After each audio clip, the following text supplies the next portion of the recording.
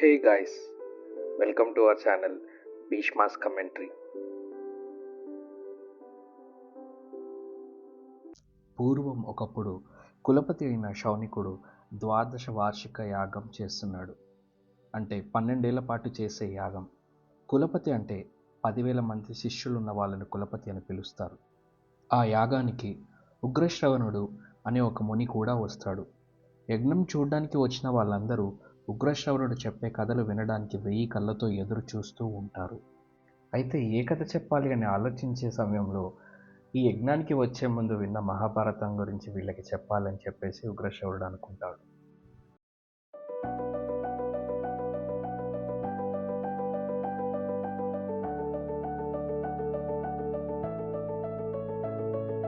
చాలా కాలం ముందు శాంతను అని చెప్పి ఒక రాజు ఉండేవాడు.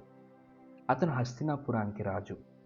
శాంతను ఒక నది పక్కనే నించొని ఉన్నప్పుడు ఆ నది నుంచి ఒక అందమైన అమ్మాయి నడుచుకుంటూ వస్తుంది. అలా శాంతను ఆ అమ్మాయిని చూస్తూ ఉండిపోతాడు. అప్పుడు శాంతను ఆ అమ్మాయి దగ్గరికి వెళ్ళి, ఇలా మీరు నాకు చూడగానే చాలా నచ్చేశారని, మిమ్మల్ని పెళ్లి చేసుకుంటానని చెప్తాడు. నేను ఈ హస్తినాపురానికి రాజని కూడా చెప్తాడు శాంతను. అది విన్న ఆ అమ్మాయి, నాకు కూడా మిమ్మల్ని చేసుకోవడానికి ఎలాంటి అభ్యంతరం లేదని, కానీ నాకు ఒక 2 కండిషన్స్ ఉన్నాయని చెప్తుంది. అప్పుడు శాంతను, నిన్ను పొందాలంటే ఎలాంటి కండిషన్స్ అయినా నాకు ఓకే అని చెప్తాడు. కానీ నేను చెప్పే కండిషన్స్ వినండి అంటూ ఆ అమ్మాయి చెప్తుంది. మొదటిది, నేను ఎవరో, ఎక్కడి నుంచి వచ్చానో ఎప్పుడూ అడగొద్దు. రెండోది, నేను చేసే ఏ పనైనా నన్ను ఆపొద్దు. అవి ఎలాంటివైనా కానీ నన్ను ఎప్పుడూ ఆపొద్దు. ఈ 2 కండిషన్స్లో ఏ ఒక్కటి బ్రేక్ చేసినా నేను వదిలేసి వెళ్ళిపోతా. ఈ కండిషన్స్ మీకు ఓకే అనుకుంటే పెళ్లి చేసుకుందాం అంటది. ఏది ఆలోచించకుండా ఓకే చెప్పేస్తాడు శాంతను. అప్పుడు శాంతను తనని హస్తినాపురం కోటకి తీసుకువెళ్ళి చాలా గ్రాండ్గా పెళ్లి చేసుకుంటాడు. పెళ్ళి అయిన నెక్స్ట్ ఇయర్కే ఒక అబ్బాయి కూడా పుడతాడు. ఎవరూ లేని సమయం చూసుకొని శాంతను భార్య ఆ పుట్టిన బాబుని ఒక బట్టలో చుట్టి ఒక నది లోపలికి ఆ బాబుని వేసేస్తుంది. ఇదంతా శాంతను దూరంగా చూస్తూ ఉంటాడు. దగ్గరికి వచ్చి అడగాలి అనుకున్నా తను పెట్టిన కండిషన్స్ గుర్తు వచ్చి సైలెంట్గా ఉండిపోతాడు శాంతను. మళ్ళీ నెక్స్ట్ ఇయర్ శాంతను భార్య ఇంకొక అబ్బాయిని కంటది. మళ్ళీ ఈసారి కూడా అలానే ఒక బట్టలో చుట్టి అదే నదిలోకి వేసేస్తుంది. ఇలా 7 మందిని కని అలా నదిలో వేస్తూ ఉంటుంది శాంతనుడి భార్య. ఇంకా 8వసారి పుట్టిన బాబుని మళ్ళీ నదిలో వేయడం చూసిన శాంతను తన భార్యని ఆపుతాడు. ఒక సొంత అమ్మ తన పిల్లల్ని ఎందుకు చంపుతుంది? అసలు లోకం అంటే, ఈ ప్రపంచం అంటే ఏంటో తెలియని చిన్నపిల్లల్ని చంపేశావని చెప్పి అరుస్తాడు శాంతను. అప్పుడు అతని భార్య నవ్వుతూ, నేను చెప్పిన కండిషన్స్ నువ్వు బ్రేక్ చేసావు కాబట్టి నేను నిన్ను వదిలిపెట్టి వెళ్ళిపోతున్నా. బట్ వెళ్ళే ముందు నేను ఎవరో, ఇదంతా ఎందుకు చేశానో అని అంటది శాంతనుడి భార్య. నేను గంగాదేవిని. నాకు పుట్టిన 8 పుత్రులు వాసువులు. ఒకసారి 8 వాసువులు వశిష్ఠుడి ఆశ్రమానికి వెళ్తారు. వశిష్ఠుడు లేని సమయంలో ఆ వాసువులు అతని ఆవు అయిన నందినిని దొంగతనం చేస్తారు. అది తెలుసుకున్న వశిష్ఠముని ఈ 8 వాసువులకి శాపం పెడతాడు. మీరు మనుషుల్లా ఒక జన్మ తీసుకొని ఎవరు పడని కష్టాన్ని మీరు పడతారని చెప్పి. అందరూ వాసువులు ఏడుస్తూ అతని శాపాన్ని వెనక్కి తీసుకోమని చెప్తారు. ఈ 8 వాసువుల్లో నుంచి ప్రభాష అనే చివరి వాసువు నేనే ఆవుని దొంగతనం చేశానని చెప్తాడు.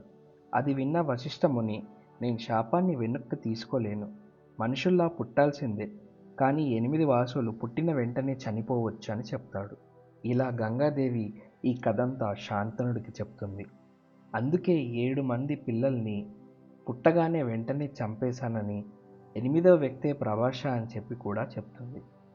ఇదంతా విన్న శాంతను తను చేసిన తప్పు తెలుసుకొని వెళ్ళొద్దని చెప్పి బతిమలాడుకుంటాడు. ఒక అబ్బాయికి అమ్మ లేకుండా పెరగడం చాలా కష్టమంటాడు. కానీ అతని భార్య, నేనేం చేయలేను, నా టాస్క్ ఇక్కడ వరకే, నేను ఈ అబ్బాయిని తీసుకొని వెళ్తా, కానీ ఏదో ఒక రోజు తిరిగి వచ్చి ఈ బాబుని నీకు తప్పకుండా ఇస్తా అని చెప్పి ఆ నది లోపలికి ఆ బాబుతో వెళ్ళిపోతుంది. చాలా సంవత్సరాలు అవుతాయి. అయినా కానీ శాంతను రోజు అదే నది దగ్గరికి వచ్చి గంగ తిరిగి వస్తుందేమో అని చూస్తూ కూర్చునేవాడు. కొన్ని సంవత్సరాల తర్వాత శాంతను మళ్ళీ ఆ నది దగ్గరికి వచ్చినప్పుడు బాణాలు వేస్తూ ఒక యువకుడిని చూస్తాడు. అతని ముఖం చూసినప్పుడు శాంతనుకి ఎవరో తెలిసిన వాళ్ళ అనిపిస్తే దగ్గరికి వెళ్ళి ఎవరు మీరని అడుగుతాడు. అతను మీ కుమారుడే శాంతను అని చెప్పుకుంటూ గంగాదేవి వస్తుంది. పరశురాముడే స్వయంగా మీ కుమారుడికి శిక్షణ ఇచ్చాడు. వశిష్ఠ మహాముని దగ్గర శ్లోకాలు చరిత్రలు నేర్చుకున్నాడు. చాలా తెలివైనవాడు. తన పేరు దేవబ్రత. మీకు ఇచ్చిన మాట ప్రకారంగా మీ కొడుకుని మీకు తిరిగి ఇవ్వడానికి వచ్చానని చెప్తుంది గంగ. దేవబ్రతని శాంతనుడికిచ్చి గంగాదేవి అక్కడి నుంచి వెళ్ళిపోతుంది. శాంతను చాలా హ్యాపీగా ఉంటాడు తన కొడుకు తిరిగి వచ్చాడని. అతన్ని కోటకి తీసుకువెళ్ళి ఒక యువరాజుగా ప్రకటిస్తాడు శాంతను. ఒకరోజు దేవప్రద అతని గుర్రం మీద రాజ్యం పక్కనే తిరుగుతున్నప్పుడు శౌల్యరాజు అతని సైనికులతో యుద్ధంకి రావడం చూస్తాడు. 18 ఏళ్ళు ఉన్న దేవప్రద ఏదీ ఆలోచించకుండా యుద్ధానికి వెళ్ళి వాళ్ళని ఓడించి శౌల్యరాజుని పట్టుకొని శాంతను దగ్గరికి తీసుకొని వస్తాడు.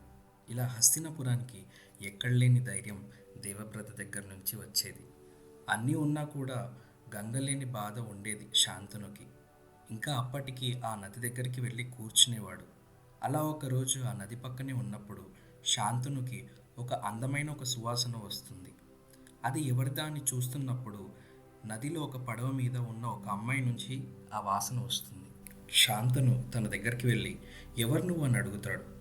నేను దాశరాజు కూతురు సత్యవతిని.